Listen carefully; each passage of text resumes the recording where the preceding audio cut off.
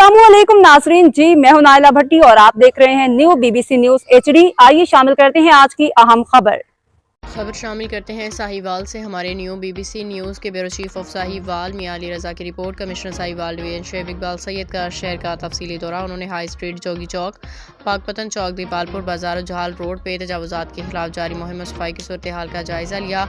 Deputy commissioner Shahid Mahmood और municipal corporation के अफसरान और हुकाम उनके हमरा मौजूद थे।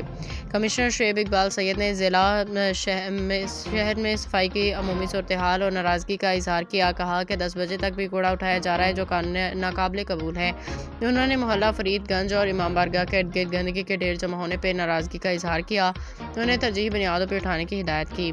उन्होंने मडाली रोड, पाकपतन चौक और दीगर में तजावुज़ात गिराने का हुक्म किया।